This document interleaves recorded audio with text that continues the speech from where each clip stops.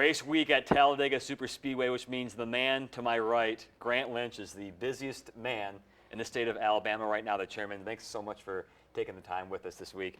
You know, every week I'm sure you guys are doing something to prepare for Talladega, but is this weekend that much different?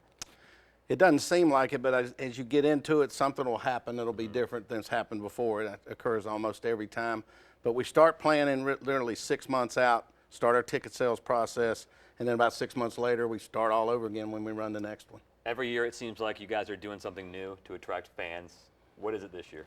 We have a new deck up on our north turn, coming right off the north turns. It's the party patio. It sits up on that big deck up there. You're actually going to be in a tent. There's 20-person tents, and you're right up on the front of that grandstand structure, and you're looking dead out down into turn 4. And anybody that knows anything about Talladega knows that's the action turn. A lot of things happen coming off of that turn on the last lap, and they're going to be sitting right up there above it. Why do you feel it's important to do something like that every year, change it up? It's actually offering race fans something that they can't get anywhere else. They never had it at Talladega. It's selling pretty good, and we have room to put up more of them as we go down the road. It's always a fan favorite. We're seeing an increase in attendance every year. I think the race in October was the biggest since 2011. That's right. What do you expect this weekend?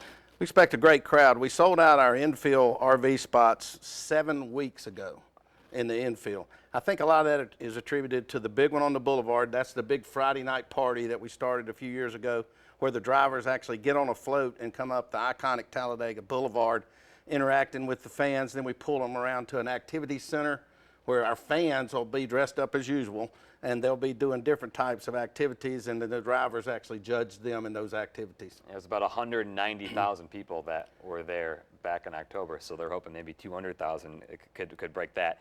Do you see the economic impact immediately, or is it something that you don't see till later down the road?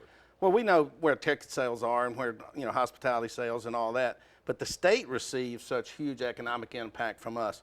73% of our fans come from out of the state of Alabama.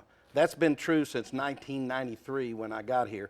Half of those people travel more than 300 miles to get here, and the average stay is 3.5 nights. So the central part of Alabama receives all of those people coming from so far away. They stay with us 3 or 4 days, and then they go home.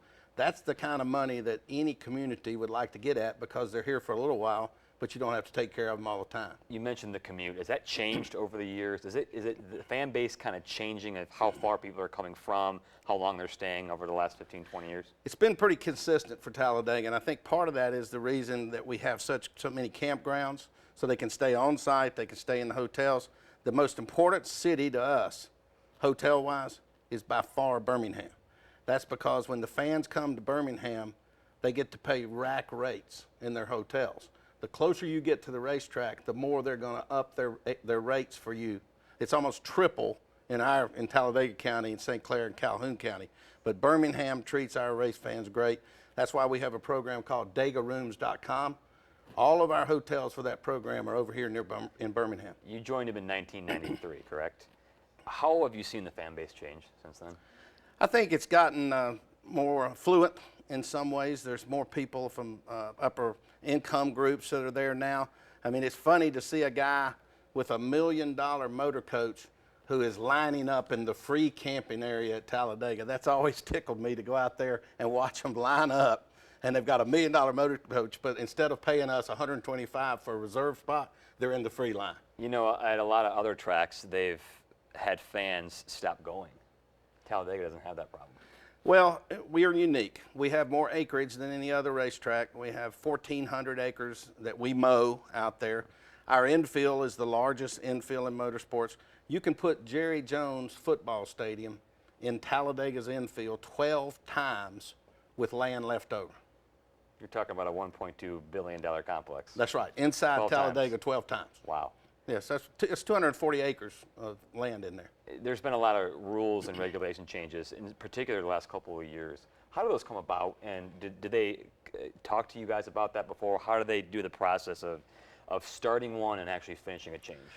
Most of the competition changes, as it involves the race cars, are done with NASCAR and their development of that. We're more involved in the safety aspects, such as safer barriers And we were the first track to ever have safer barriers all the way around the outside of a racetrack and all the way around the inside of a racetrack. And we did that last October. And we have more walls than anybody else because we're the biggest. So we're real proud of that safety element. So we kind of run the track side of the business, and NASCAR runs the competition side of the business. So Sunday at noon, the Geico 500. Any idea what to expect? Edwards back-to-back. Busch has won twice. Jimmy Johnson's won twice. Do you kind of get to a point where you stop predicting because you have no idea what's going to happen?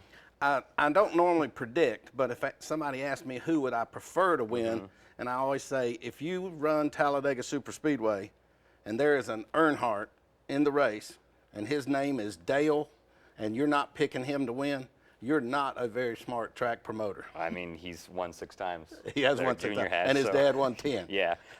What do you think is one of the things that goes the most unnoticed from fans on the weekend prep? It's how much everybody does to get the place ready. It's a massive place. Our staff is tremendous. Mike McWilliams and his operation team at Talladega are as good as any ops group in the country because they do more than anybody with less people.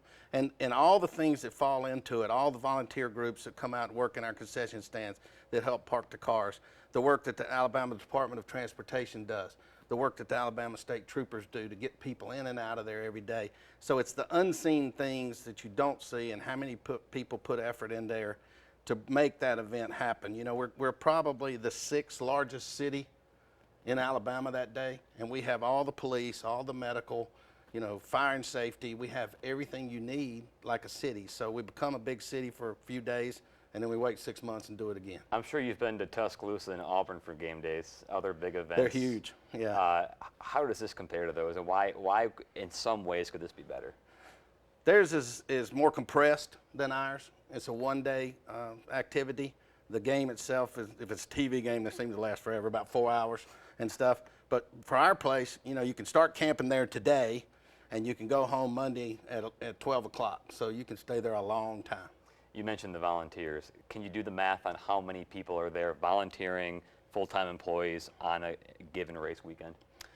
On this coming weekend, I think the number will be over 175,000 people.